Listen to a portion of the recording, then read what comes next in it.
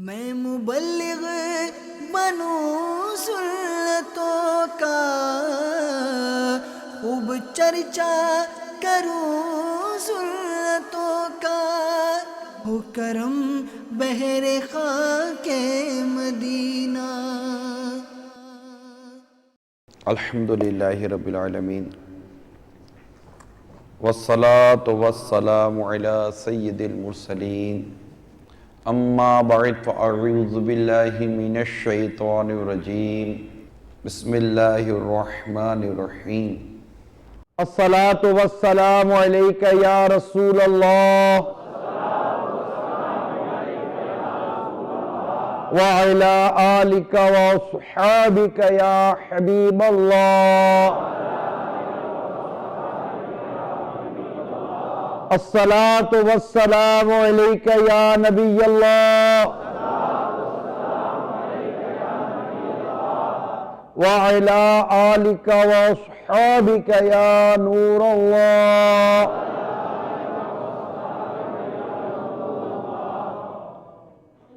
فرمان مصطفیٰ صلی اللہ تعالی علیہ وآلہ وسلم، جس نے مجھ پر روز جمعہ 200 بار درود پاک پڑھا، اس کے 200 سال کے گناہ معاف ہوں گے۔ میٹھے میٹھے اور پیارے پیارے اسلامی بھائیوں، درود پاک کے بے شمار فضائل و برکات ہیں۔ اللہ کرے کہ ہم ذکر و درود سے اپنی زبان کو تر رکھنے میں کامیاب ہو جائیں۔ حضرت سیدنا ابو ہریرہ رضی اللہ تعالی عنہ سے مروی ہے کہ سرکار مدینہ راحت قلب و سینہ صلی اللہ تعالی علیہ وسلم کا فرمان عظمت نشان ہے، اللہ عز و جل کے کچھ سیاح یعنی سیر کرنے والے فرشتے ہیں، جب وہ محافل ذکر کے پاس سے گزرتے ہیں تو ایک دوسرے سے کہتے ہیں یہاں بیٹھو۔ جب ذاکرین یعنی ذکر کرنے والے دعا مانگتے ہیں تو فرشتے ان کی دعا پر آمین یعنی ایسا ہی ہو کہتے ہیں۔ جب وہ نبی پر درود بھیجتے ہیں تو فرشتے بھی ان کے ساتھ مل کر درود بھیجتے ہیں، حتیٰ کہ وہ منتشر یعنی ادھر ادھر ہو جاتے ہیں۔ پھر فرشتے ایک دوسرے کو کہتے ہیں کہ ان خوش نصیبوں کے لیے خوشخبری ہے کہ وہ مغفرت کے ساتھ واپس جا رہے ہیں۔ صلو علی الحبیب صلی اللہ علیہ وسلم۔ تو دیکھیے، یہ اس طرح کے اجتماعات میں مغفرت کی بشارتیں ہوتی ہیں، مغفرت کے پروانے تقسیم ہوتے ہیں۔ لہذا اچھی اچھی نیتوں کے ساتھ اول تا آخر شرکت کرنے کی نیت سے کہیے انشاءاللہ عز و جل،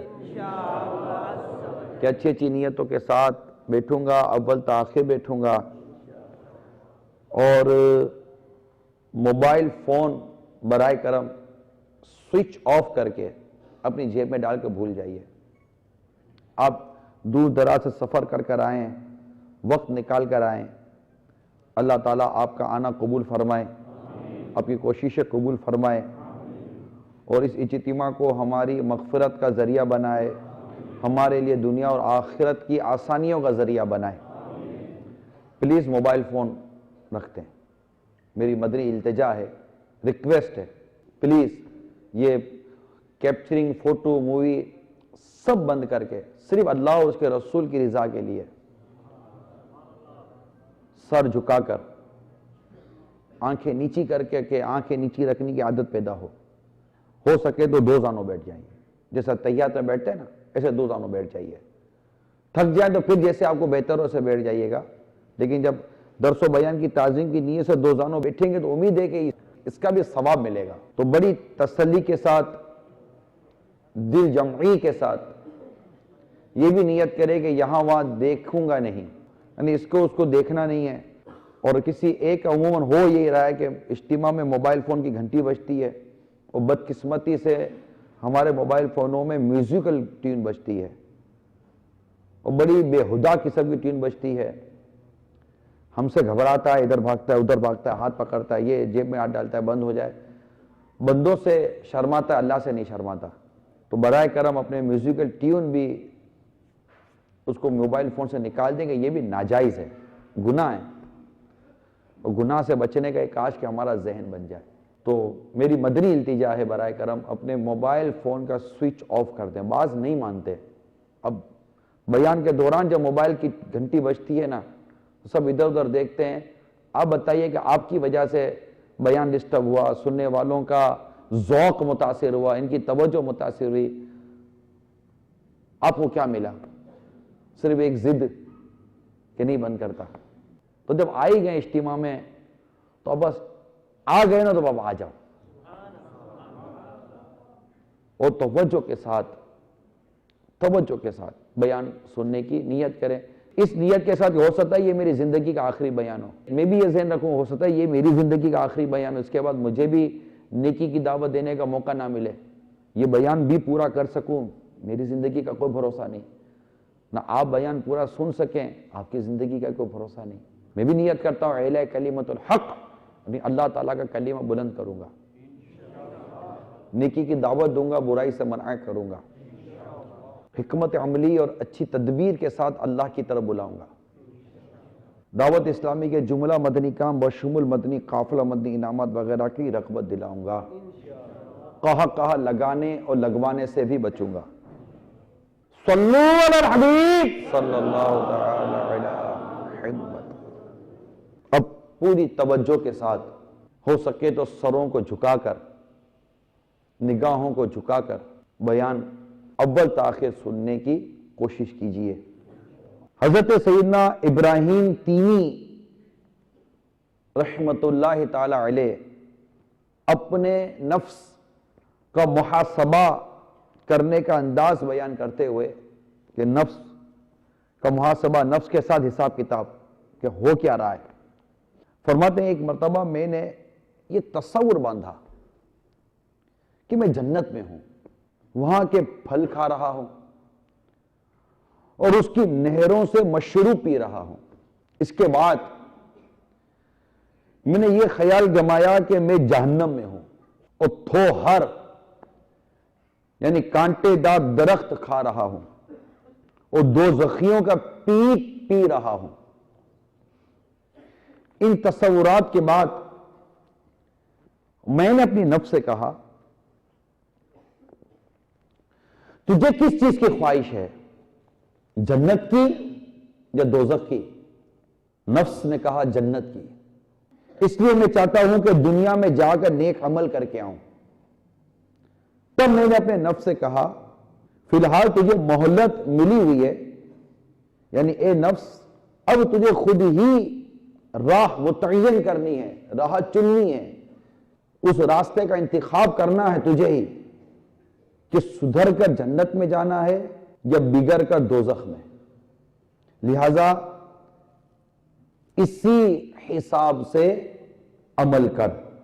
تو میرے میٹھے میٹھے اور پیارے پیارے اسلامی بھائیوں، ہمارے اس بزرگ نے بڑے خوبصورت انداز سے اپنی نفس کا محاسبہ کیا کہ جانا کہاں ہے، جنت کا بھی تصور کیا، جہنم کا بھی تصور کیا، جنت کی نعمتوں کا بھی تصور کیا، جنت کے لطف و سرور کا بھی تصور کیا اور جہنم کی تکلیفوں کا بھی تصور کیا، جہنمیوں کے پیپ پینے کا بھی تصور کیا۔ یعنی ایک طرف آسائش، راحت، سکون، لطف و سرور ہے اور دوسری طرف تکلیف، پریشانی، آگ، سانپ، بچھو، تکلیف ہی تکلیف ہے۔ یعنی ایک شخص یوں تصور کیا نا کہ میں جیسے دنیا سے چلا گیا ہوں، پھر اپنی نفس سے پوچھنا اچھا بتا اب تجھے کون سی چیز چاہیے، ظاہر ہے کہ جواب یہی آنا ہے کہ جنت، تو پھر خود ہی سے کہنا ٹھیک ہے اب تجھے یوں سمجھ کہ تجھے ایک بار پھر مہلت ملی ہے، تجھے ایک بار پھر مہلت ملی ہے، اب جنت میں جانا ہے تو پھر جنتیوں والے اعمال کر تاکہ تجھے جنت نصیب ہو، اور جہنمیوں والے اعمال کو چھوڑ کہ کہیں ایسا نہ ہو کہ تجھے جہنم میں ڈال دیا جائے۔ تو یہ زندگی جو ہمیں ملی ہوئی ہے جس میں ہم اسے جی رہے ہیں، سانسیں گزار رہے ہیں، آپ میں سے کوئی 20 سال کا ہے، کوئی 25 سال کا ہے، کوئی 30 سال کا ہے، کوئی 40 سال کا ہوگا، کوئی 50 سال کا ہوگا، کوئی اس کے اوپر ہوگا یا کوئی اس سے نیچے ہوگا، لیکن یہ کہ ہم میں سے ہر ایک نے مرنا ہے، بچہ ہو یا بوڑھا ہو، جوان ہو یا ادھیر عمر کا ہو۔ مرنے کے بعد دو جگہ ہیں، یا تو جنت ہے یا جہنم ہے، تو راحت ہے یا تکلیف ہے، یا وہ خوش رہے گا یا دکھی رہے گا، عذاب میں آئے گا یا راحت میں آئے گا، اس کو جزا ملے گی یا سزا ملے گی، اس کے لیے جنت کا حکم ہوگا یا جہنم کا حکم ہوگا، اس کے لیے قبر جنت کا باغ بن سکتی ہے یا جہنم کا گڑھا بن سکتی ہے، اس کے لیے قبر بھینچنے والی بن سکتی ہے تو اس کے لیے قبر راحت کا گھر بن سکتی ہے، اس کی قبر میں جنت کی کھڑکی کھلی رہ جا سکتی ہے تو یا اس کی قبر میں جہنم کی کھڑکی کھلی جا سکتی ہے، اس کا کفن جنتی کفن میں بدل سکتا ہے یا اس کا کفن آگ کے کفن میں تبدیل ہو سکتا ہے، یا تو وہ سوال کے جوابات دے کر کامیاب ہو جائے گا یا سوال کے جوابات دینے میں فیل ہو جائے گا۔ اب دو راستے ہیں اور یہ دو راستے ہمارے سامنے ہیں، لہذا میں آج آپ کے اس سنتوں پر اجتماع میں جنت کا بھی بیان کرتا ہوں، جہنم کا بھی بیان کرتا ہوں۔ غور کرے جنت کیا ہے، غور کرے جہنم کیا ہے، پھر اس کے مطابق اب ہمیں غور کرنا ہے کہ کیا کرنا ہے۔ چنانچہ میرے امیر اہل سنت شیخ طریقت حضرت علامہ مولانا محمد الیاس عطار قادری رضوی دامت برکاتہم العالیہ نیکی کی دعوت کتاب کے صفحہ نمبر 572 پر جہنم کی لرزہ خیز کہانی جبریل کی زبانی بیان کرتے ہیں کہ حضرت سیدنا امام حافظ ابو القاسم سلیمان طبرانی قدس سرہ النورانی نقل کرتے ہیں، ایک بار سرکار نامدار مدینے کے تاجدار، رسولوں کے سالار، نبیوں کے سردار، بِإِذْنِ پروردگار، غیبوں پر خبردار، ہم غریبوں کے غم گسار، ہم بے کسوں کے مددگار، صاحب پسینہ خوشبودار، شفیع روز شمار، جناب احمد مختار صلی اللہ تعالی علیہ وسلم کے دربار دربار میں حضرت جبریل علیہ السلام حاضر ہوئے، عرض کی یا رسول اللہ صلی اللہ تعالی علیہ وسلم، اس ذات کی قسم جس نے آپ کو نبی برحق بنا کر بھیجا ہے، اگر جہنم کو سوئی کے ناکے کے برابر کھول دیا جائے تو تمام زمین والے اس کی گرمی سے ہلاک ہو جائیں، اگر اہل جہنم کا ایک کپڑا زمین اور آسمان کے درمیان لٹکا دیا جائے تو تمام اہل زمین موت کے گھاٹ اتر جائیں، اس ذات کی قسم جس نے آپ کو حق کے ساتھ مبعوث فرمایا، اگر جہنم پر مقرر فرشتوں میں سے ایک فرشتہ دنیا والوں کے سامنے ظاہر ہو جائے تو اس کی ہیبت سے تمام اہل زمین مر جائیں، سرکار اس ذات والا کی قسم جس نے آپ کو رسول برحق بنا کر بھیجا ہے، جہنم کی زنجیروں کا ایک حلقہ جس کا ذکر قرآن کریم میں فرمایا گیا ہے، اگر اسے دنیا کے پہاڑوں پر رکھ دیا جائے تو وہ ریزہ ریزہ ہو جائیں، اور تحت سرا یعنی ساتویں زمین کے نیچے جا پہنچے۔ سرکار مدینہ صلی اللہ تعالی علیہ وسلم فرمایا، اے جبریل بس کرو، اتنا ہی تذکرہ کافی ہے، کہیں ایسا نہ ہو کہ میرا دل پھٹ جائے اور میں وفات پا جاؤں۔ پیارے آقا صلی اللہ تعالی علیہ وسلم نے سیدنا جبریل امین علیہ السلام کو ملاحظہ فرمایا کہ رو رہے ہیں، فرمائے جبریل تم کیوں رو رہے ہو؟ بارگاہ خداوندی میں آپ کو تو ایک خاص مقام حاصل ہے۔ عرض کی یا رسول اللہ صلی اللہ علیہ وسلم میں کیوں نہ رہوں، کہیں ایسا نہ ہو کہ علم الہی میں موجودہ حال کے بجائے میرا کوئی اور حال ہو، کہیں ابلیس کی طرح مجھے بھی امتحان میں نہ ڈال دیا جائے، کہیں ہاروت و ماروت کی طرح مجھے بھی آزمائش میں مبتلا نہ کر دیا جائے۔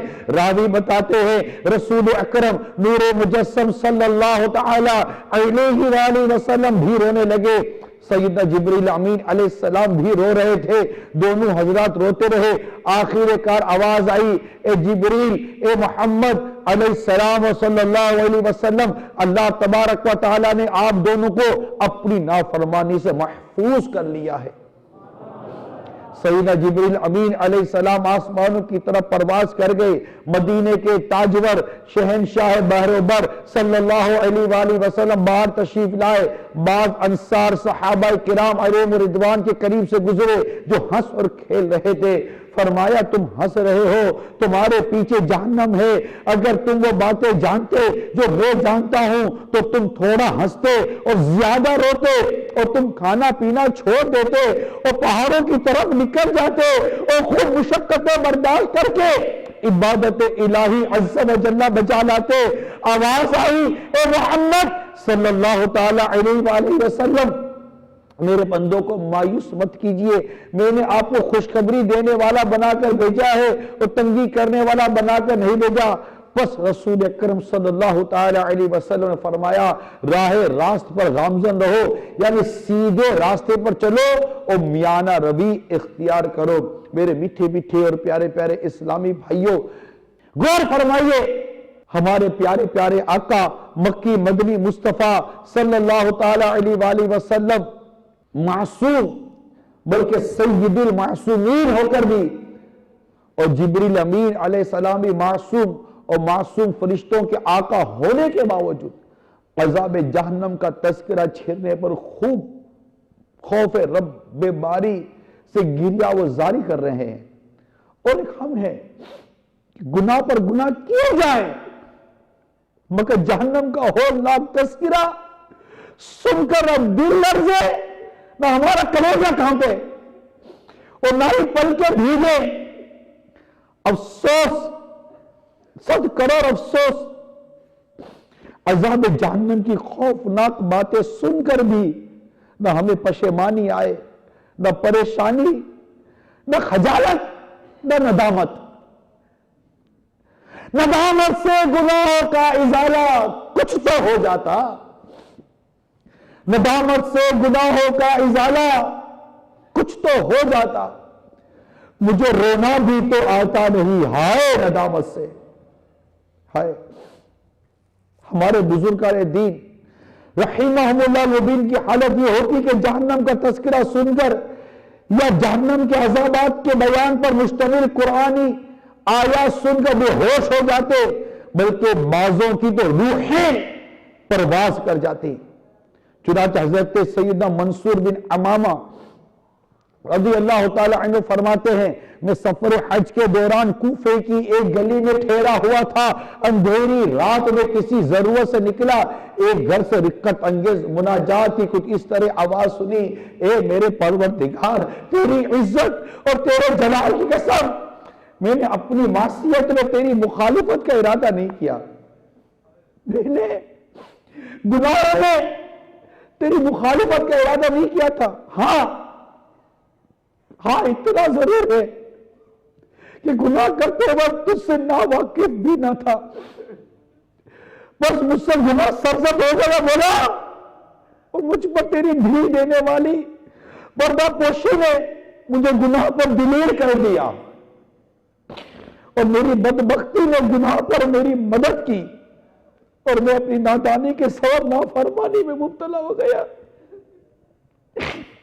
اب میں تیرے فضل سے امید رکھتا ہوں کہ تو میرا عذر قبول فرمائے گا، اب اگر تو نے میری معذرت قبول نہ کی اور مجھ پر رحم نہ فرمایا، ہائے عذاب،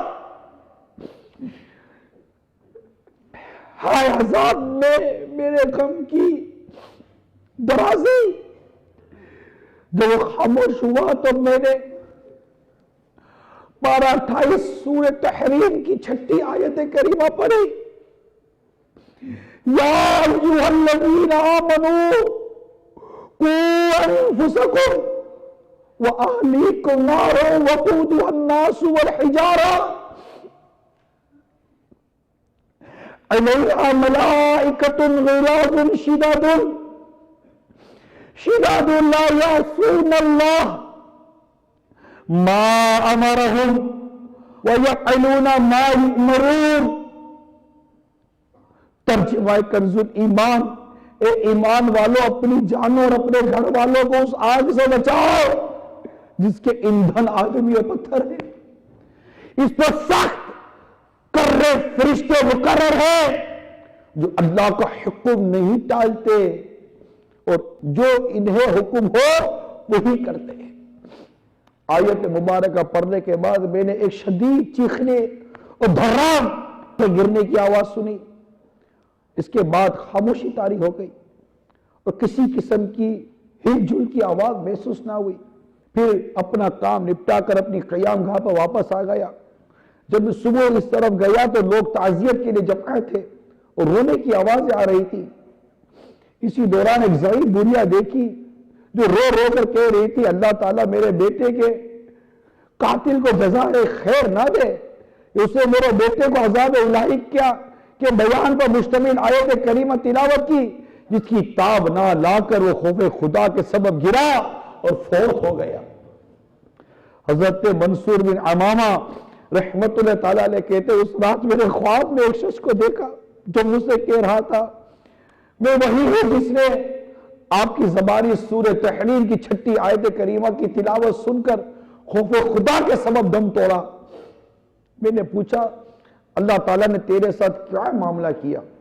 اس نے جواب دیا اللہ تعالیٰ نے میرے ساتھ وہ کیا جو شہداء بدر کے ساتھ کیا۔ میں نے پوچھا یہ کیسے؟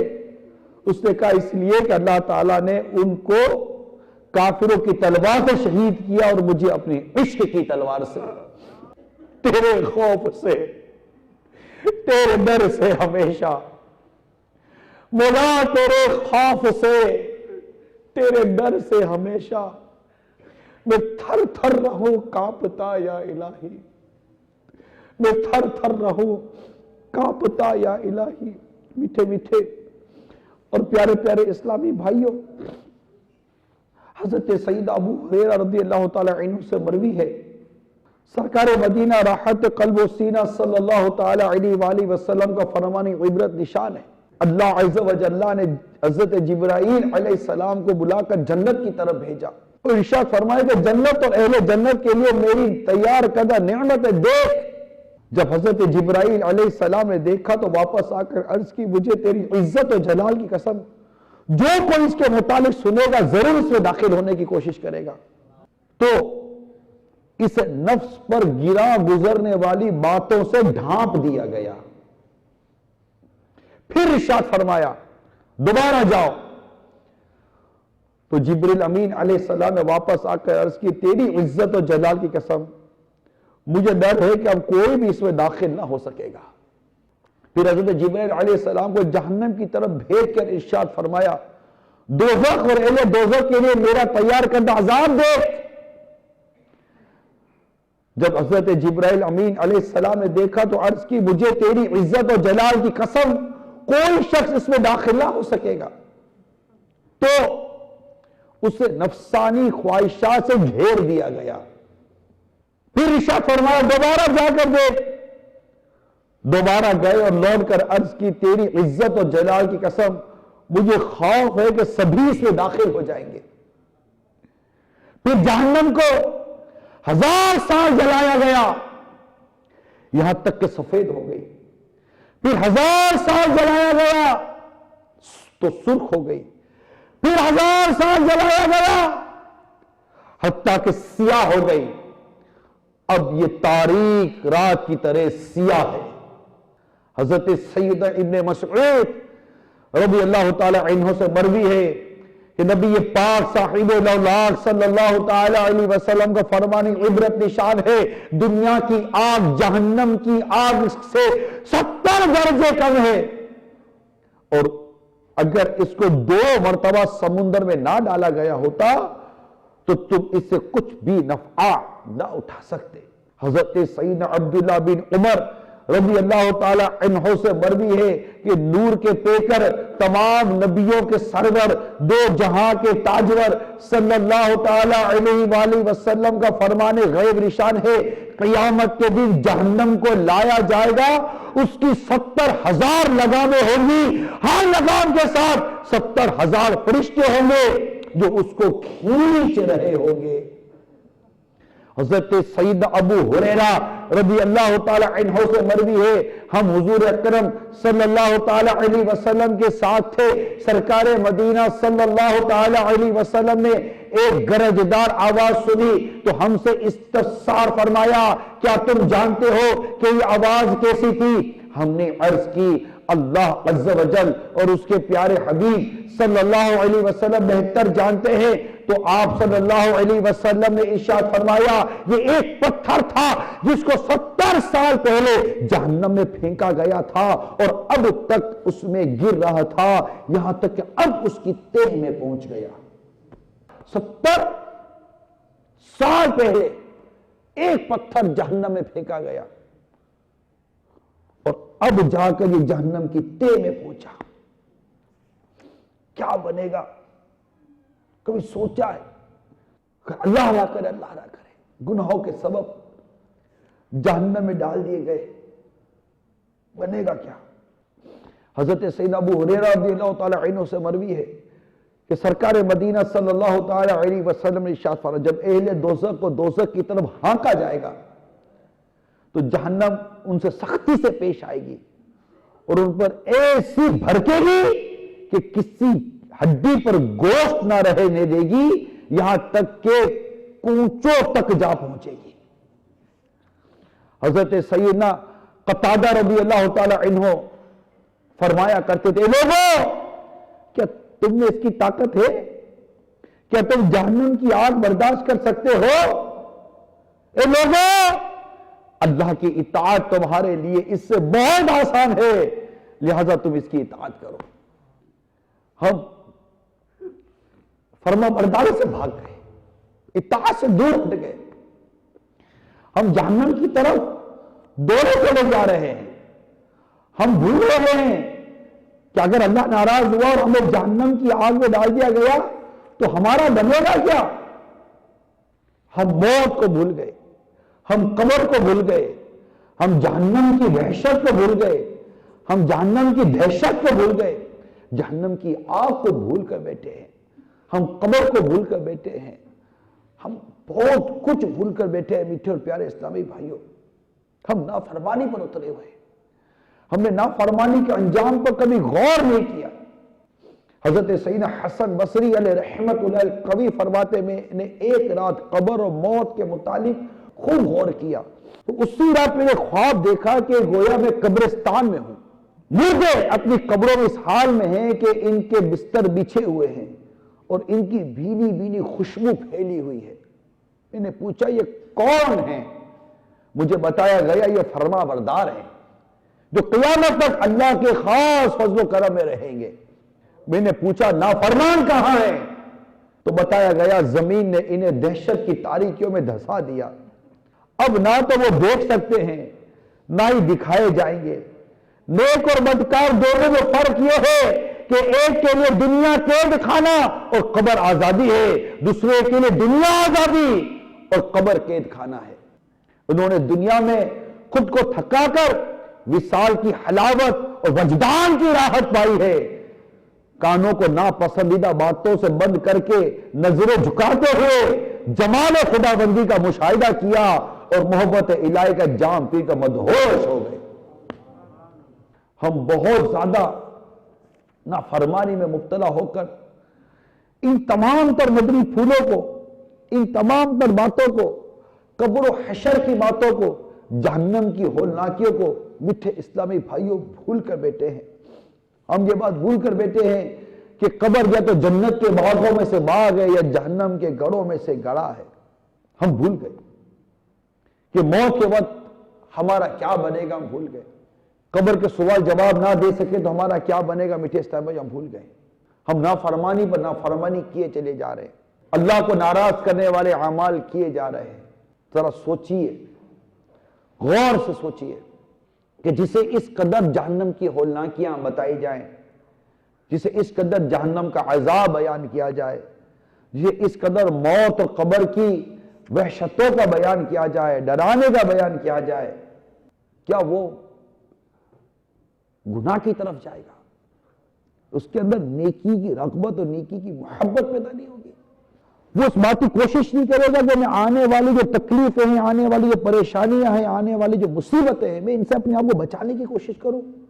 ایک وقت آئے گا کہ میرا دنیا سے رخصت ہونے کا وقت ہوگا، جس کو سکرات موت کہتے ہیں، نزعہ کا عالم کہتے ہیں، وہ وقت بھی تو آئے گا۔ آپ کو پتا ہے وہ کیسا عجیب وقت ہوتا ہے؟ ہم تو دنیا کی مستی میں مست ہیں، کام کاج، کاروبار، آمدنی، روزگار، پروفیشن، دنیا، گھر، مکان، دولت، عزت، شہرت، منصب، ایسا لگتا ہے جیسے قبر، موت، نزاع، سکرات، روح کا قبض ہونا، غسل میت پر کیا گزرے گی، ہم مجھ پر جب میری روح نکل جائے گی تو کیا ہوگا، مجھے اکیلا قبر میں ڈال کے چلو گے تو کیا ہوگا، قبر میں کتنا عرصہ میں رہوں گا، نہ جانے قبر میں میرے ساتھ کیا ہونا ہے، پھر جب قیامت قائم ہوگی اور مجھے اٹھایا جائے گا تو نہ جانے میں نیکوکاروں کے ساتھ چل رہا ہوں گا یا میں گناہ گاروں کے ساتھ چل رہا ہوں گا، میں رحمت الہی کے سائے میں ہوں گا یا مجھے جہنم کی آگ گھسیٹ کر محشر کی طرف لے کے جائے گی، میں مجرموں کے ساتھ اٹھایا جاؤں گا یا میں نیکوکاروں کے ساتھ اٹھایا جاؤں گا، مجھے اللہ کی رحمت میرے حصے میں آئے گی یا اللہ کی غضب کا شکار ہو جاؤں گا، نہ جانے میرا کیا بنے گا، میزان عمل پر میرا کیا بنے گا، پل صراط پر میرا کیا بنے گا، میں پل صراط پار کر پاؤں گا یا نہیں کر پاؤں گا، میں پل صراط کے کنارے پر کھڑا جب دیکھ رہا ہوں گا کہ بڑے بڑے آنکھیں پکڑ پکڑ کے گناہ گاروں کو جہنم کی آگ میں گرا رہے ہوں گے، اس وقت نہ چاہتے ہوئے بھی جب مجھے پل صراط پر پاؤں رکھنا پڑے گا، اس وقت میری کیفیت کیا ہوگی؟ کیا ہم بھول گئے؟ سب بھول کر بیٹھے ہم، کچھ بھی یاد نہ رہا،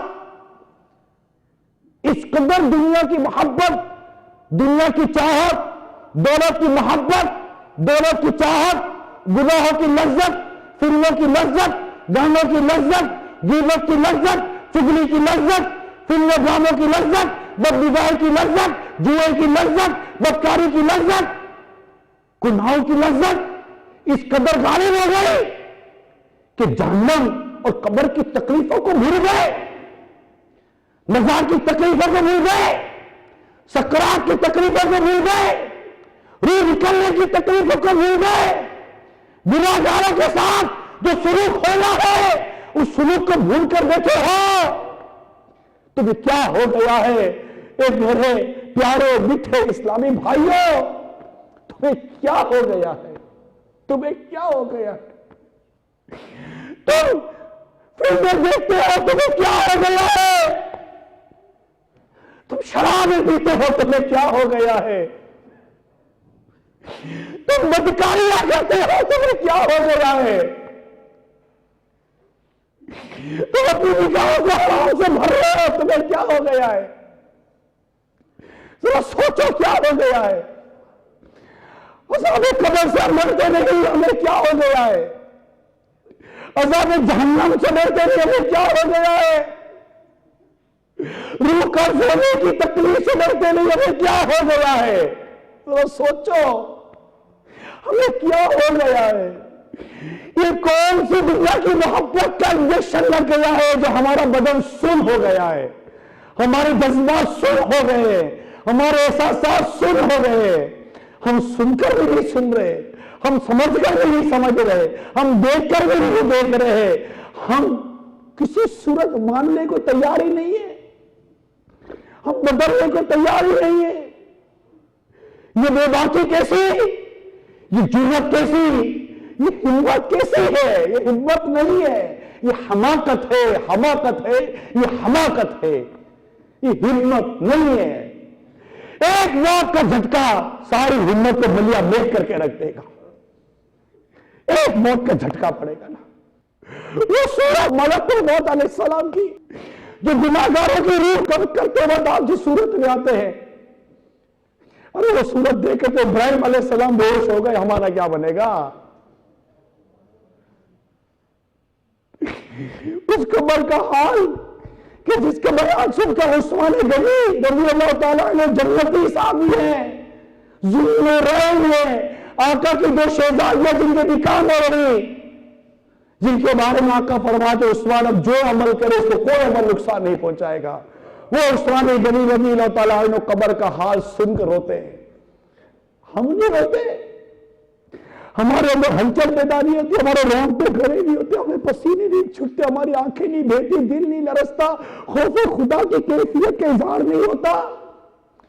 ہم لرزتے نہیں ہیں، ہم سہلتے نہیں ہیں، ہم جھجکتے نہیں ہیں، ہمیں ندامت بھی نہیں ہوتی. واقعی اگر اللہ ناراض ہو گئے، اس کے پیارے حبیب روٹھ گئے اور خدا ناخواستہ ایمان ہی برباد ہو گیا تو کیا بنے گا؟ کبھی سوچا ایمان برباد ہو گیا تو کیا بنے گا؟ اگر واقعی ایمان سلب ہو گیا تو میرا کیا بنے گا؟ کبھی زبان پر بھاری پڑ گیا تو میرا کیا بنے گا؟ میرے قبر میں جہنم کی آگ بھڑکا دی گئی تو کیا بنے گا؟ مجھ پر سانپ بچھو ازدہا اگر قبر میں مسلط کر دیے گئے تو میرا کیا بنے گا؟ میرے کمرے میں چوہا آ جائے تو میری حالت خراب ہو جاتی ہے، مجھے دیوار پر چپکلی نظر آ جائے تو مجھے نیند نہیں آتی. اگر قبر میں میرے سانپ اور بچھو آ گئے تو میں کہاں بھاگوں گا؟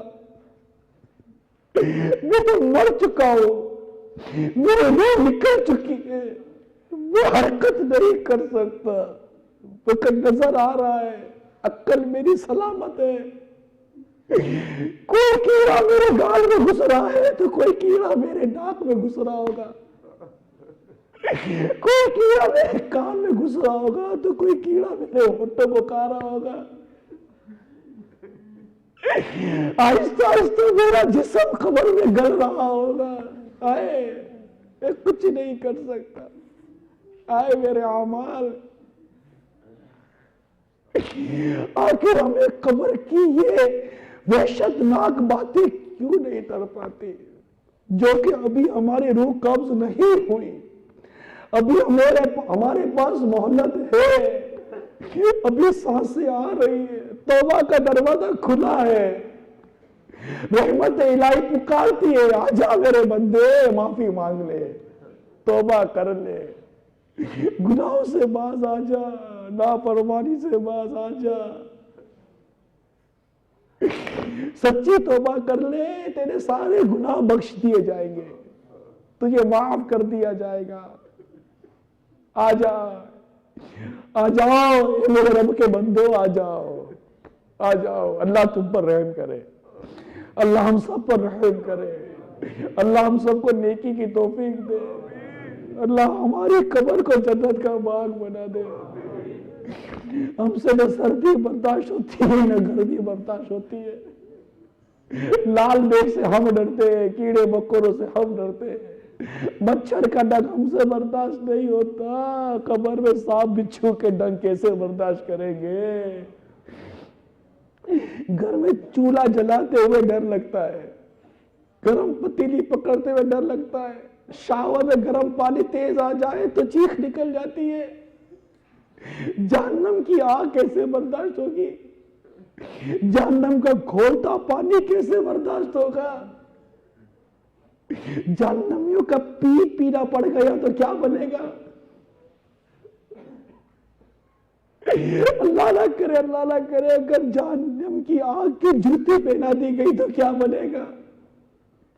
ایک کڑے پہننے والوں، الٹی سیدھی دھات، چاہے چاندی ہو، سونا ہو، دھات ہو، کوئی بھی ہو، یہ میٹل کی چیزیں جو کڑا کی صورت میں، بریسلیٹ کی صورت میں، انگوٹھیوں کی صورت میں، جو ناجائز انگوٹھی ہے اس کی صورت میں گلے میں چینے چڑھاتے ہو، ذرا سوچو اگر یہ آگ کے انگارے بنا دیے گئے تو کہاں بھاگو گے؟ اے داڑھی منڈانے والوں ذرا سوچو اگر تمہارے داڑھی منڈے چہرے پر بچھو چپکا دیے گئے تو کیا بنے گا؟ کیوں نہیں ڈرتے ہو؟ کیوں نہیں ڈرتے؟ جتنی امید اور میرے آقا جہنم کا تذکرہ سن کر رو رہے ہیں، جہنم کی اور واقعوں کا تذکرہ سن کر یہ اشک بار ہو رہے ہیں. ہم ایسے گناہگار ہو گئے کہ ہمیں رونا بھی نہیں آتا، ہمیں افسوس بھی نہیں ہوتا، ہم توبہ کی طرف دوڑتے بھی نہیں ہیں. دنیا تو تکلیفوں کا گھر ہے، پریشانیوں کا گھر ہے، دکھوں کا گھر ہے یار۔ اس دنیا کے لیے جی جی کر بھی آخر ملا کیا ہے؟ تکلیفیں ہی تو ملی ہے، دکھ ملے ہیں، پریشانیاں ملی ہیں، بیماریاں ملتی ہیں، راحت میں ہے کون؟ پھر بھی قبر کی تیاری نہیں کرتے، پھر بھی نمازیں نہیں پڑھتے، پھر بھی سنتوں پر عمل نہیں کرتے، پھر بھی رب کو راضی کرنے والے عمل نہیں کرتے۔ کب تک ان گناہوں کے دلدل میں میرے اسلامی بھائیوں ہم دھسے رہیں گے؟ کب تک دھسے رہیں گے؟ کب تک زبانوں سے غیبت کریں گے؟ کب تک چغلیاں کریں گے؟ کب تک بد نگاہیاں کریں گے؟ کب تک کریں گے؟ اگر اللہ ناراض ہو گئے، اس کے حبیب روٹھ گئے، بغیر توبہ کیے مر گئے، اللہ نہ کرے اگر ایمان ہی برباد ہو گیا، برباد ہو جائیں گے۔ کر لے توبہ، کر لے توبہ، رب کی رحمت ہے بڑی۔ کر لے توبہ، کر لے توبہ۔ کان پکڑ لے، پکڑ لے کان، پکڑ لے کان، کر لے توبہ۔ جھکا دے سر کو، بند کر دو آنکھیں، اور رو سکتا ہے تو رو لے کہ رب کو وہ آنسو بہت پسند ہے جو اس کے بندے کی آنکھ سے، اس کے خوف سے بہہ جائے۔ رو لے، رو لے، کیا پتا یہ آنکھ سے بہتا ہوا خوف کا آنسو ہمارے دل کی کالک کو دھو دے، ہمارے رب کی رحمت کو ابھار دے، اور اس توبہ کرنے والوں پر رب رحمت کی ایسی نظر کر دے کہ اس کو گناہوں سے پاک کر دے، اس کی توبہ قبول کر لے۔ پکڑ لے کان، مانگ لے معافی، مانگ لے۔ ارے رب کی بارگاہ میں نہیں شرماتے، اپنے رب کے حضور نہیں شرماتے، توبہ کرتے ہوئے نہیں شرماتے۔ کان کس کے آگے پکڑتے ہو؟ میرے رب کی رحمت کے آگے۔ جھکا لو سر کو، جھکا لو سر کو، پکڑ لو کان۔ اے اللہ، ہم نے کان پکڑ لیے، کان پکڑ لیے۔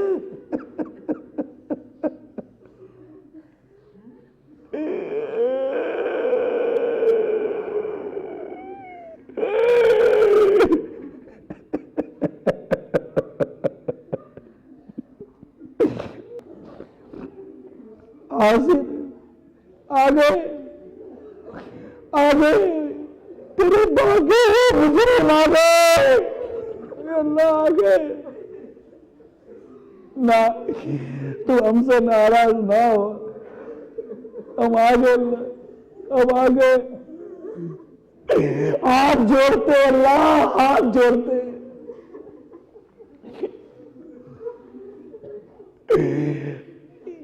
ہم پر رحمت کی نظر کر مولا۔ ہم گناہوں میں بہت آگے چلے گئے مولا، ہمیں واپس آنا نصیب کر دے یا اللہ۔ ہمارے گناہ معاف کر دے اللہ، ہمارے گناہ معاف کر دے، ہم سے راضی ہو جا اللہ، ہم سے راضی ہو جا یا اللہ۔ ہمارے گناہ بخش دے، ہمیں تیری طرف آنا نصیب کر دے، ہمارے لیے راستے کھول دے، نیکیوں کے راستے کھول دے یا اللہ۔ ہماری آنکھیں تیرے خوف سے دینے والی بنا دے۔ صلی علی الحبیب صلی اللہ تعالی علی محمد، توبوا الی اللہ، صلوا علی الحبیب صلی اللہ تعالی علی، صلوا علی الحبیب صلی اللہ تعالی، صلوا علی الحبیب۔ توبوا الی اللہ، توبوا الی اللہ، توبوا الی اللہ، صلوا علی الحبیب۔ استغفر اللہ، استغفر اللہ۔ مولا برستا نہیں دیکھ کر اپنے رحمت، ہم بدوں پر بھی برسا دے برسانے والے۔ اے اللہ ہمیں نیکی اور پرہیزگاری نصیب کر، اور ہمیں خالص توبہ کی توفیق نصیب کر۔ صلو علی الحبیب صلی اللہ تعالی۔ میٹھے میٹھے اور پیارے پیارے اسلامی بھائیوں، اللہ کی رحمت بہت بڑی ہے۔ اللہ تعالیٰ نے اپنے نیک بندوں کے لیے جن سے وہ راضی ہوگا جنت کی نعمت تیار کر کے رکھی ہے۔ آؤ جنت کی طرف چلتے ہیں۔ اللہ ہمیں جہنم سے بچا کے جنت میں داخلہ عطا فرما دے. اللہ جہنم سے بچا کر ہمیں جنت میں داخلہ عطا فرمائے. جنت جنت جنت جنت. اللہ رب العزت کی رحمت بھری جنت کی چاہت پہ بے تاب ہو جائیے اور اسے پانے کی جد و جہد تیز تر کر دیجئے. چنانچہ لکھا ہے اگر جنت کی کوئی ناخن بھر چیز دنیا میں ظاہر ہو تو تمام آسمان و زمین اس سے آراستہ ہو جائے. اگر جنتی کا کنگن یعنی کلائی کا ایک زیور ظاہر ہو تو آفتاب یعنی سورج کی روشنی مٹا دے جیسے آفتاب ستاروں کی روشنی مٹا دیتا ہے. جنت کی اتنی جگہ جس میں کوڑا یعنی چابک درہ رکھ سکے دنیا اور اس کے اندر جو کچھ بھی ہے ان سب سے بہتر ہے. جنت کی دیواریں سونے اور چاندی کی اینٹوں اور مشک کے گارے کی بنی ہوئی ہیں. ہائے ہائے ہائے ذرا تصور تو کرو. جنتیوں کو جنت میں ہر قسم کے لذیذ سے لذیذ کھانے ملیں گے. جو چاہیں گے فوراً ان کے سامنے موجود ہوگا. اگر کسی پرند کو دیکھ کر اس کے گوشت کھانے کو جی ہو تو اس سے وہ بھینا ہوا ان کے پاس آ جائے گا. ہائے ہائے کیا تھا جنتی کے کیسے مزے ہیں. اگر پانی وغیرہ کی خواہش ہو تو کوزے خود ہاتھ میں آ جائیں گے. ان میں ٹھیک اندازے کے موافق پانی دودھ شراب اور شہد ہوگا کہ ان کی خواہش سے ایک قطرہ کم نہ زیادہ پینے کے بعد خود بخود جہاں سے آئے تو وہیں چلے جائیں گے. وہاں کی شراب یہ دنیا کسی نہیں جس میں بدبو اور کرواہٹ اور نشہ ہوتا ہے اور پینے والے بے عقل ہو جاتے ہیں آپے سے باہر ہو کر بے ہدا بکتے ہیں. وہ پاک شراب ان سب باتوں سے پاک اور منزہ ہے. وہاں نجاست گندگی پخانہ پیشاب تھوک ریٹ کان کا میل بدن کا میل اصلاً یعنی بالکل نہ ہوں گے. ایک خوشبودار فرحت بخش ڈکار آئے گی. خوشبودار فرحت بخش پسینہ نکلے گا. سب کھانا ہضم ہو جائے گا اور ڈکار اور پسینے سے مشک کی خوشبو نکلے گی. ہر وقت زبان سے تصریح اور تکبیر با قصد یعنی ارادتن اور بلا قصد یعنی بلا ارادے مثل سانس کے جاری ہوگی. کم سے کم ہر شخص کے سرہانے 10,000 خادم کھڑے ہوں گے. آؤ یار جنت چلتے ہیں. کیا رکھا ہے یہاں پر؟ آؤ جنت کی تیاری کرتے ہیں. کم سے کم ہر شخص کے سرہانے 10,000 خادم کھڑے ہوں گے. خادموں میں ہر ایک ہاتھ میں چاندی کا پیالہ ہوگا اور دوسرے ہاتھ میں سونے کا اور ہر پیالے میں نئے نئے رنگ کی نعمت ہوگی. کتنا کھاتا جائے گا لذت میں کمی نہ ہوگی بلکہ زیادتی ہوگی. ہر نوالے میں 70 مزے ہوں گے. ہر مزہ دوسرے مزے سے ممتاز. وہ مزے معنن یعنی ایک ہی ساتھ محسوس ہوں گے. الگ الگ مزے ایک ہی ساتھ محسوس ہو رہے ہوں گے.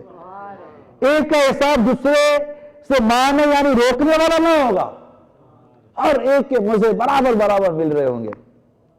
جنتیوں کے نہ لباس پرانے پڑیں گے نہ ان کی جوانیاں فنا ہوں گی. اگر جنت کا کپڑا دنیا میں پہنا جائے تو جو دیکھے بے ہوش ہو جائے اور لوگوں کی نگاہیں اس کا تحمل یعنی یہ برداشت نہ کر سکے. اگر کوئی حور سمندر میں تھوک دے اس کی تھوک کی شیرینی یعنی مٹھاس کی وجہ سے سمندر شیریں یعنی میٹھا ہو جائے. اور ایک روایت ہے کہ اگر جنت کی عورت 7 سمندروں میں تھوکے تو وہ شہد سے زیادہ شیریں یعنی میٹھے ہو جائیں. سر کے بال پلکوں بھوؤں کے سوا جنتی کے بدن پر کہیں بال نہ ہوں گے. سب بے ریش ہوں گے. سرمگی یعنی سرما لگی آنکھیں 30 برس کی عمر کے معلوم ہوں گے. کبھی اس سے زیادہ معلوم نہ ہوں گے. پھر لوگ اللہ تعالیٰ کے حکم سے ایک بازار میں جائیں گے. جسے ملائکہ یعنی فرشتے گھیرے ہوئے ہیں، اس میں وہ چیزیں ہوں گی کہ ان کی مثل نہ آنکھوں نے دیکھی، نہ کانوں نے سنی، نہ قلوب یعنی دلوں پر ان کا خطرہ یعنی خیال گزرا. ایسی چیزیں ہوں گی، اس میں سے جو چیز چاہیں گے ان کے ساتھ کر دی جائے گی. وہ خرید و فروخت نہ ہوگی، اور جنتی اس بازار میں باہم ملیں گے. ہائے، چھوٹے مرتبے والا بڑے مرتبے والے کو دیکھے گا، اس کا لباس پسند کرے گا. ہنوز یعنی ابھی گفتگو ختم بھی نہ ہوئی ہوگی کہ خیال کرے گا کہ میرا لباس اس سے اچھا ہے. اور یہ اس وجہ سے ہے کہ جنت میں کسی کے لیے غم نہیں ہے. جنت میں غم نہیں ہے. یہ غموں کی دنیا میں گھرے ہوئے آؤ جنت کی طرف چلتے ہیں جس میں غم نہیں ہے. اے جنتی باہم ملنا چاہیں گے، ایک کا تخت دوسرے کے پاس چلا جائے گا، اور ان میں اللہ کے نزدیک سب سے معزز وہ ہے جو اللہ تعالیٰ کے وجہ کریم کے دیدار سے ہر صبح و شام مشرف ہوگا. اللہ کا دیدار کرے گا صبح و شام. جب جنتی جنت میں جا لیں گے، اللہ عز و جل ان سے فرمائے گا کچھ اور چاہتے ہو جو تم کو دوں؟ کچھ اور چاہتے ہو جو تم کو دوں؟ عرض کریں گے مولا تو نے ہمارے منہ روشن کیے، جنت میں داخل کیا، جہنم سے نجات دی. اس وقت پردہ کے مخلوق میں تھا، اٹھ جائے گا. تو دیدار الہی سے بڑھ کر کوئی چیز نہ ملی ہوگی. اللہ کا دیدار کریں گے. اللہم ارزقنا زیارتا وجہک الکریم بجاہ حبیبک الرؤوف الرحیم علیہ الصلاوات والتسلیم. یعنی یا اللہ عز و جل اپنے حبیب رؤوف الرحیم علیہ الصلاۃ والتسلیم کے صدقے اپنا دیدار نصیب فرما. یہاں ہمیں دیدار کی طلب ہے، لیکن آنکھ بیکار ہے، کیا ہونا ہے؟ ان آنکھوں کو ہم نے اس قابل چھوڑا کب ہے؟ ان آنکھوں سے تو وہ کام کیے جا رہے ہیں کہ کہیں ان آنکھوں میں جہنم کی آگ نہ بھر دی جائے، کہیں ان آنکھوں میں جہنم کی آگ کی سلائی نہ پھیر دی جائے. ان کانوں سے وہ مقدس کلام اور آواز سننے کی آرزو ہے، مگر ان کانوں سے تو ایسے حرام کام کیے کہ ان کانوں میں جہنم کی کیل نہ ٹھوک دیے جائے، کہ ان کانوں میں جہنم کا سگلا و سیسا نہ اندیل دیا جائے. اے میرے میٹھے اور پیارے اسلامی بھائیوں، جہنم کا تذکرہ، جنت کا تذکرہ آپ کے سامنے رکھ دیا ہے. پیش آنے والی مصیبتیں، پریشانیاں آپ کے سامنے رکھ دی ہیں. جنت کی نعمتوں کا تذکرہ آپ کے سامنے بیان کر دیا ہے. یقیناً عقل مند وہی ہے جو ابھی سے جنت کی تیاری شروع کر دے. ہمیں جنت میں جانا ہے. بولا ہمیں جنت چاہیے، ہمیں جہنم کی آگ میں نہیں جلنا. بولا ہمیں جنت چاہیے، تیری رحمت سے جنت چاہیے، مدینے والے کے صدقے میں ہمیں جنت چاہیے. مولا ہمیں جنت چاہیے. ہم دنیا میں دکھ درد کے شکار، مولا یہاں بھی آسانیاں دے دے اور مرنے کے بعد ہمیں جنت نصیب کر دے. آؤ جنتیوں والے اعمال کریں، جنتیوں والے کام کریں. کوئی بھی اس بات کو سمجھنے میں اس کو دقت نہیں ہے کہ نماز کی پابندی جنت والے عمل ہے، فرائض کی پابندی جنت والے عمل ہے، نیکیاں کرنا جنت والے اعمال ہیں، گناہوں سے بچنا جنت والے اعمال ہیں. بد نگاہی کرنے والے کے لیے جہنم ہے. نماز قضا کرنے والا خود کو جہنم کا مستحق بنا رہا ہے. بد نگاہی کرنے والا خود کو جہنم کا مستحق بنا رہا ہے. یہ دنیا کی یہ جو لذتیں ہیں، گانوں میں لذت، فلموں میں لذت، بد نگاہی میں لذت، مگر یہ لذت ہمیں مروا دے گی.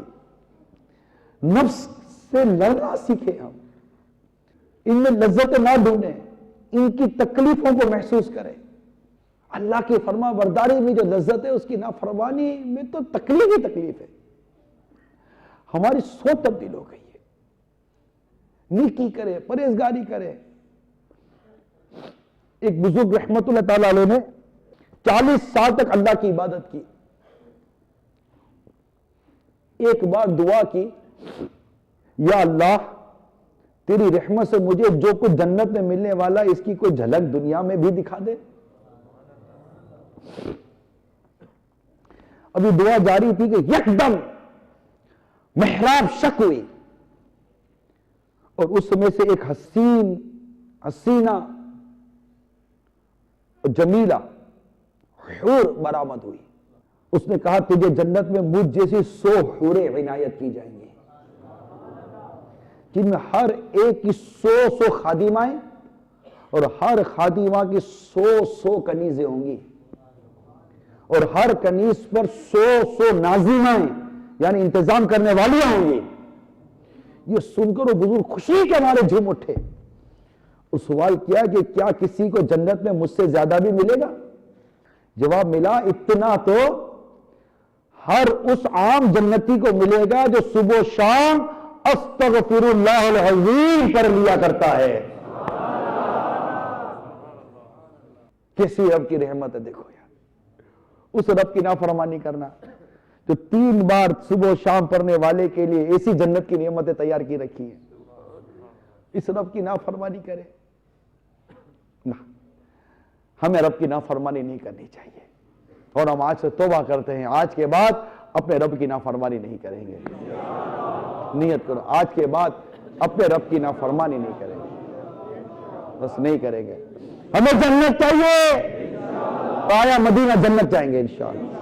جنت جنت جنت جنت, بس جنت چاہیے. اللہ بس جنت دے دے, ہمیں جنت دے دے. میرے جرم و قصور پر تو نہ جا, میرے جرم و قصور پر تو نہ جا, اپنی رحمت پہ کر نظر یا رب, اپنی رحمت پہ کر نظر یا رب, اپنی رحمت پہ کر نظر.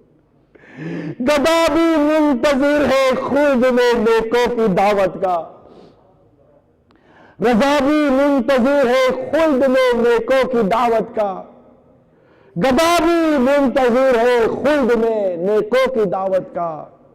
خدا دن خیر سے لائے سخی کے گھر ضیافت کا. صفے ماتم اٹھے خالی ہے زندہ ٹوٹی زنجیریں. صفے ماتم اٹھے خالی ہو زندہ, یعنی جو ماتم والے حالات تھے وہ ختم ہو گئے, کیک کھانے خالی ہو گئے, زنجیریں ٹوٹ گئی. صفے ماتم اٹھے خالی ہو زندہ ٹوٹی زنجیریں. گناہگارو چلو مولا نے در کھولا ہے جنت کا. گناہگارو چلو مولا نے در کھولا ہے جنت کا. گناہگارو چلو مولا نے در کھولا ہے جنت کا. گناہگارو چلو مولا نے در کھولا ہے جنت کا. گناہگارو چلو مولا, گناہگارو چلو مولا, چلو گناہگارو چلو مولا, چلو چلو گناہگارو چلو مولا, چلو چلو گناہگارو چلو مولا نے در کھولا ہے جنت کا. گناہگارو چلو مولا نے در کھولا ہے جنت کا. گناہگارو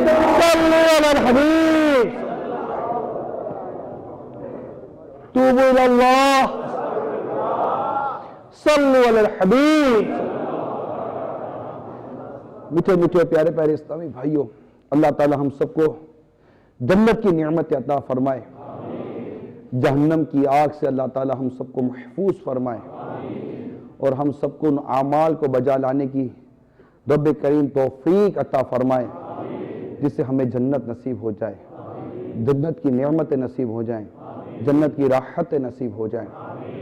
میرے آقا مکی مدنی مصطفیٰ صلی اللہ تعالی علیہ وآلہ وسلم نے ارشاد فرمایا، جو شخص اپنے گھر میں بیٹھ رہے اور کسی مسلمان کی غیبت نہ کرے تو اللہ تعالیٰ اس کے لیے جنت کا ضامن ہے۔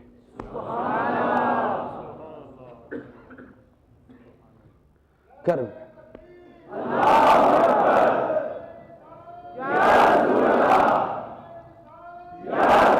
غیبت کے خلاف جنگ جاری رہے، غیبت کے خلاف جنگ جاری رہے، غیبت کے خلاف جنگ جاری رہے، غیبت کرے نہ سنے، انشاءاللہ غیبت کرے نہ سنے، انشاءاللہ حسن مدینہ لگا رہے گا، حسن مدینہ لگا رہے گا، انشاءاللہ عز و جل، انشاءاللہ عز و جل خط امامہ لگا رہے گا، رخ داری سر پہ زلفیں اکثر نظریں اکثر نظریں حیا سے نظریں حیا سے نظریں مسجد برو تحریک جاری رہے گا، مسجد برو تحریک جاری رہے گا، نیتیاں چھپو تحریک جاری رہے گی، صلو علی الحبیب صلی اللہ تعالی علیہ۔ حضرت سیدنا ابو سعید خدری رضی اللہ تعالی عنہ بیان کرتے ہیں کہ ہمارے پیارے پیارے آقا صلی اللہ تعالی علیہ وسلم فرمایا، جو شخص اچھی طرح نماز پڑھتا ہو، اس کے عیال یعنی گھر والے زیادہ اور مال کم ہو، اور وہ شخص مسلمانوں کی غیبت نہ کرتا ہو، میں اور وہ جنت میں ان دو کی طرح ہوں گے، یعنی آپ نے انگشت شہادت اور بیچ کی انگلی ملا کر دکھا دیا، یہ اس طرح ہوں گے۔ کون؟ نماز اچھی طرح پڑھتا ہو، پھر عیال بڑا ہو، آل اولاد ہوتی ہے نا، یہ زیادہ ہو مگر مال کم ہو۔ صبر آیا؟ صحیح بتاؤ، صبر آتا ہے؟ مزہ آیا نا؟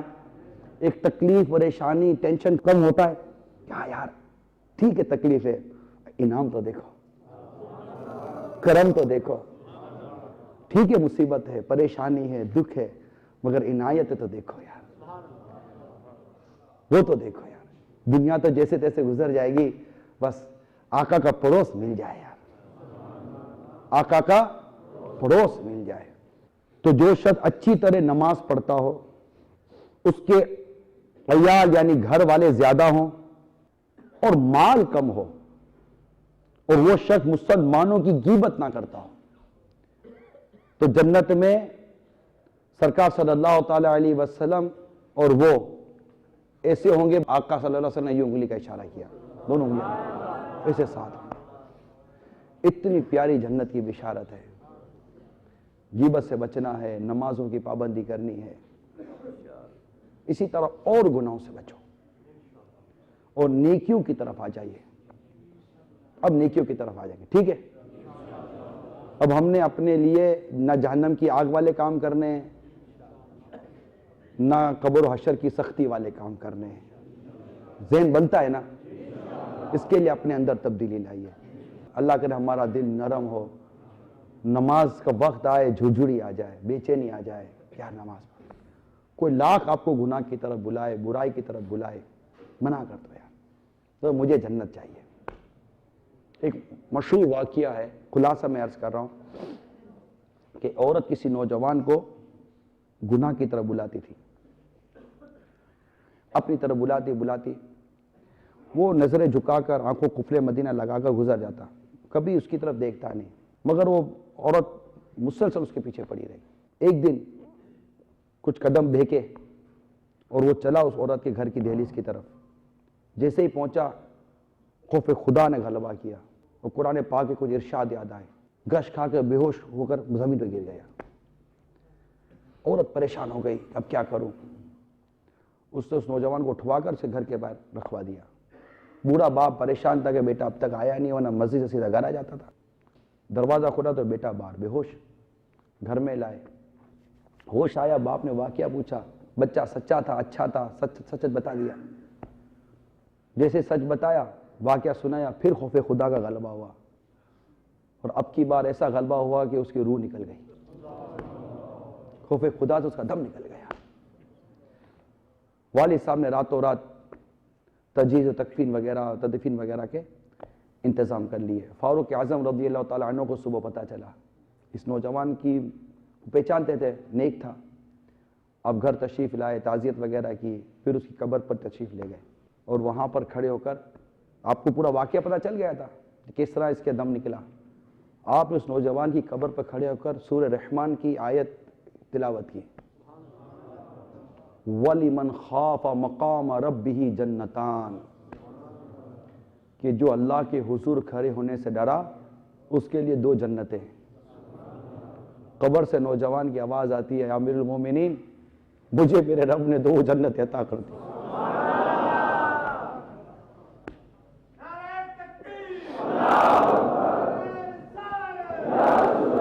دنیا میں ہم ضبط کریں، صبر کریں، خود کو روکیں، نفس کو ماریں،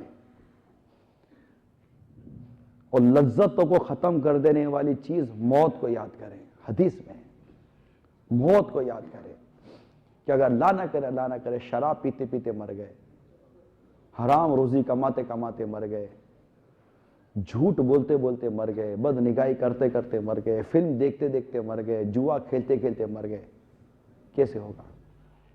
توبہ کر لیجئے۔ دیکھیں توبہ کے لیے یہ ہے کہ بندہ سچی توبہ کرے، کہ جب بندہ سچی توبہ کرتا ہے اللہ تعالیٰ اس کے سارے گناہ معاف کر دیتا ہے۔ یہ گناہوں سے توبہ کرنے والا ایسا جیسے اس نے گناہ کیا ہی نہیں، مایوس ہی نہیں ہے۔ لا تقنطوا من رحمت اللہ، میری رحمت سے مایوس مت ہو، اور ہم اللہ کی رحمت سے مایوس ہیں بھی نہیں، اس کی رحمت معاف کر دے گی، مگر کوئی سچی توبہ کرے تو صحیح۔ تو سچی توبہ کے لیے یہ ہے کہ بندہ یہ ذہن نشین کر لے کہ میں آج کے بعد وہ گناہ نہیں کروں گا۔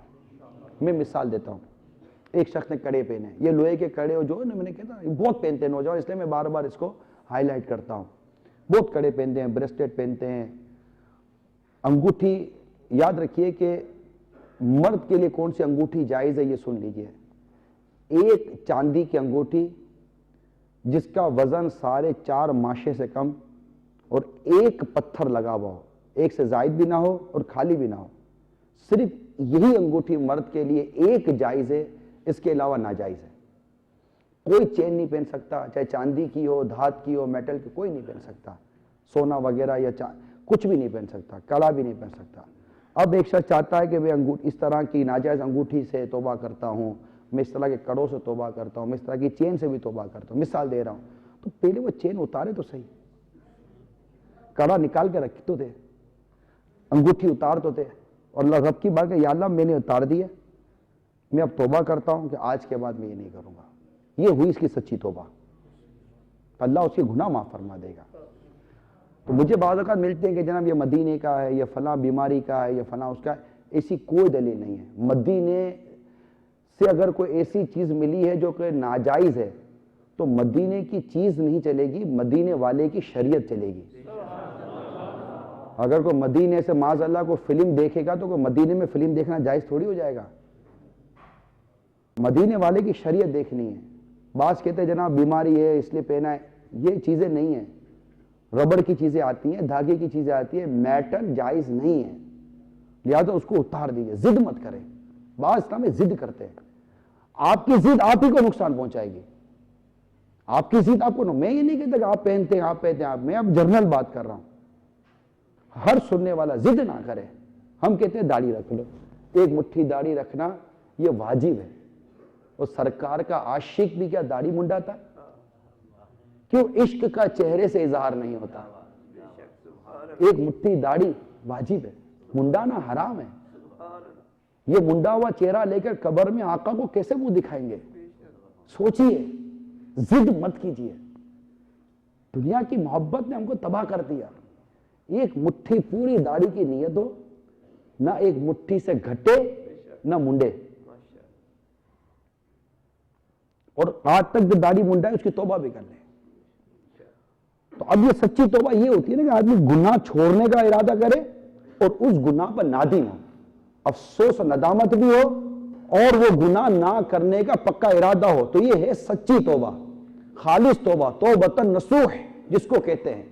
تو ایسی توبہ کرے نا، نماز آج کے بعد میں نہیں قضا کروں گا، یہ توبہ کی ہم توبہ کرتے یا اللہ آج کے بعد میری کوئی نماز قضا نہیں ہوگی، تو ماشاءاللہ یہ توبہ ہے ہم نے کی، لیکن اب کیا پکا ارادہ ہے کہ میں واقعی نماز اب قضا نہیں کروں گا، ساتھ ہی ساتھ اگر آج عشاء نہیں پڑھی تو میں عشاء بھی پڑھوں گا، اور اب تک جو نماز قضا ہوئی ہیں اس کی ادا بھی کروں گا، یہ تو قرض ہے نا جو قضا ہوئی اس کو ادا بھی کرنا ہے، تو یوں نماز قضا جو ہوئی اس کو ادا بھی کرنا ہے اور آئندہ قضا نہیں کرنا۔ تو اس طرح سچی توبہ کریں گے تو جو نماز قضا کرنے کا گناہ ہوا ہے اللہ اپنی رحمت سے گناہ معاف کر دے گا۔ شراب پیے اب توبہ کرنا چاہتا ہے، آ جاؤ، اللہ کی رحمت بہت بڑی ہے، بہت بڑی اللہ کی رحمت بہت بڑی ہے۔ ارے توبہ کی توفیق ملنا بھی تو اس کی رحمت ہے، اس کی رحمت ہے تو توبہ کر رہا ہے نا، ورنہ توبہ کیسے کرتا ہے؟ اتنی بڑی رحمت کی نظر کی اس نے تیرے اوپر کہ تجھے توبہ کی توفیق دے رہا ہے، کتنی بڑی رحمت ہے، تو قبول بھی کرے گا۔ تو توبہ شراب سے کر لو کہ آج کے بعد میں شراب نہیں پیوں گا، اس کی کوئی قضا تو نہیں ہے، بس نہیں پیوں گا، پکا ارادہ، پکا ارادہ، آج کے بعد جوا نہیں کھیلوں گا، بس آج کے بعد فلمیں نہیں دیکھوں گا، آج کے بعد بدنگاہی نہیں کروں گا، حرام روزی نہیں کماؤں گا، خلاص نہیں کروں گا۔ تو جس گناہ سے توبہ کرتا جائے پکا ارادہ ہو کہ میں وہ گناہ نہیں کروں گا، تبھی سچی توبہ ہے۔ صرف گال پہ چپت مار لانے سے توبہ نہیں ہو جاتی۔ آنکھوں سے خوف خدا سے آنسو بہہ جانا اچھی بات ہے، لیکن یہ چیز ختم اینڈ نہیں ہے۔ اصل خوف خدا وہ ہے کہ بندہ گناہ نہ کرے۔ میں بھی رویا، جو بھی روئے، اب یہ رونا کیا کہ کیا آئندہ گناہ سے بچ گیا، کبیرہ سے بچا؟ تو اللہ کرے ہمیں ایسا رونا نصیب ہو جائے جو ہمارے گناہوں کی مغفرت اور آئندہ گناہوں سے بچت کا ذریعہ بن جائے۔ یہ سچی توبہ، اللہ کرے ہم سچی توبہ کرنے والے بن جائیں اور گناہوں سے بچنے والے بن جائیں، نمازی بن جائیں، نیک بن جائیں، قرآن کی تلاوت درست کرنے والے بن جائیں۔ اب توبہ پر استقامت کیسے ملے؟ کر کے توبہ میں پھر گناہوں میں ہو ہی جاتا ہوں مبتلا یا رب، کر کے توبہ پھر گناہ کرتا ہے جو، میں وہی بدکار ہوں کرتے کرم۔ تو ہم توبہ کرتے ہیں پھر ٹوٹ جاتی ہے۔ توبہ پر استقامت کیسے ملے؟ اول تو دیکھیے توبہ پر استقامت کے لیے سب سے بہترین جو ذریعہ ہے وہ ہے ہاتھوں ہاتھ مدنی قافلے میں سفر کر لے۔ یہ سب سے بہترین ذریعہ، جیسے آپ نے ماشاءاللہ بھی جیسے توبہ کی ہوگی، ذہن بنا ہوگا، نیکی کرنے کا ذہن بنا ہوگا، نمازی بننے کا ذہن بنا ہوگا، جو بھی آپ کا نیکی پرہیزگاری کا ذہن بنا ہوگا، اب یہ ذہن بنانا تو فوراً نکل جائے برے ماحول سے اور اللہ کی راہ میں سفر کر جائے۔ ایک شخص نے 99 قتل کیے، 99 قتل کیے، اب اس کو احساس ہوا کہ میں توبہ کروں۔ اس نے کسی سے جا کر پوچھا کہ کیا میری توبہ قبول ہے؟ تو اس نے اس کو کہہ دیا کہ 99 قتل کرنے کے بعد توبہ کرنے آیا، چل۔ اس نے اس کو بھی قتل کر دیا، سینچری پوری کر لی۔ پھر اس کو احساس ہوا، پھر اس نے کسی سے جا کر کہا کہ میں نے 100 قتل کیے، کیا میری توبہ ہے؟ تو کہا کیوں نہیں، اللہ کی رحمت بہت بڑی ہے، وہ چاہے تو تیرے قتل کے گناہ معاف کر دے۔ توبہ کرو، فنا جگہ پر جاؤ، وہاں نیک لوگوں کی بستی ہے، ان کے ساتھ وقت گزار۔ اس نے توبہ کی اور چل پڑا، راستے میں اس کی روح قبض ہو گئی۔ اب رحمت کے فرشتے بھی آئے اور عذاب کے فرشتے بھی آئے۔ عذاب کے فرشتے کہنے لگے کہ ہم اس کو لے جائیں گے کیونکہ اس نے 100 قتل کیے۔ رحمت کے فرشتے کہتے ہیں ہم لے جائیں گے کہ یہ توبہ کر کے نیکوں کی طرف جا رہا تھا، اب فیصلہ نہیں ہو رہا تھا۔ اس میں یہ ہوا کہ جہاں سے یہ چلا اور جہاں یہ جا رہا ہے اس زمین کے حصے کو ناپ لیا جائے۔ اگر یہ گناہ گاروں اگر اس بستی کی طرف ہے جہاں یہ گناہ کرتا تھا تو اے عذاب کے فرشتے تم لے جانا، اور اگر یہ اس طرف ہے جہاں نیک لوگ تھے تو اے رحمت کے فرشتے تم لے جانا۔ جب ناپی گئی تو اللہ تعالیٰ نے زمین کو حکم دیا تو زمین ادھر سے سمٹ گئی اور ادھر سے پھیل گئی، اور جب ناپا گیا تو وہ رحمت وہ نیک لوگوں کے قریب زیادہ تھا اور اس کو رحمت کے فرشتے لے گئے. توبہ کی, سچی توبہ کی, وہ نیک لوگوں کی طرف چل پڑا.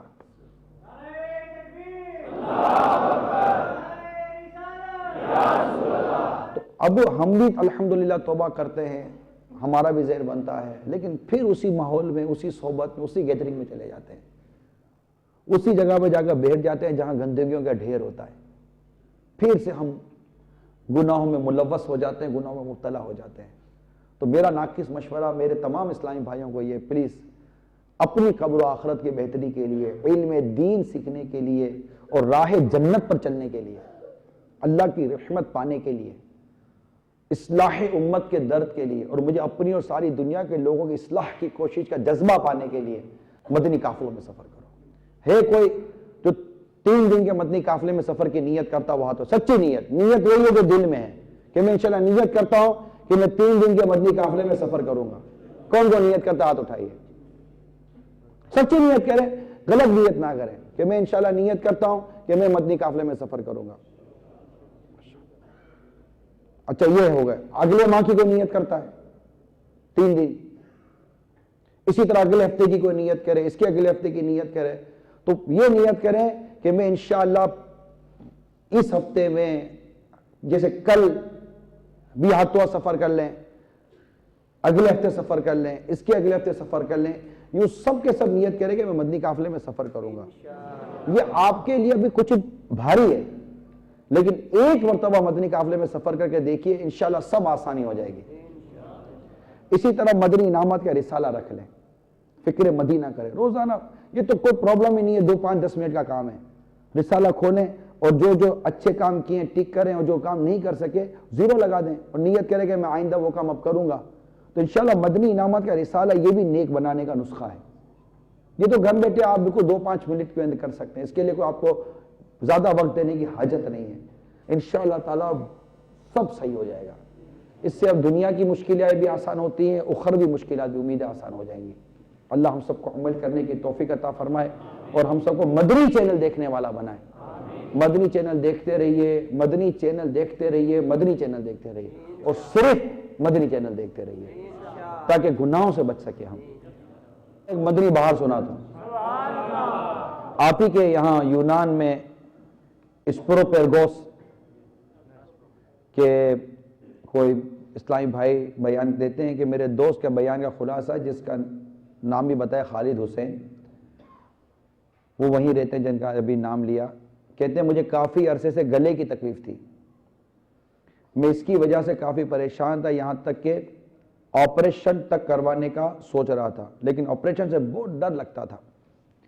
ایک روز مدنی چینل پر دعوت اسلامی کے امیر حضرت علامہ مولانا محمد الیاس عطار قادری رضوی دامت برکاتہم العالیہ کا بیان سننے کی سعادت حاصل ہوئی. بیان میں انہوں نے گلے کی بیماری کا علاج بتایا, اور میں نے وہ علاج کیا, اور الحمدللہ مجھے بیماری سے شفا حاصل ہو گئی. اللہ عز و جل کی امیر اہل سنت پر رحمت ہو, اور ان کے صدقے ہماری مغفرت ہو. آمین بجاہ النبی الامین صلی اللہ تعالی. میں مبلغ بنوں سنتوں کا,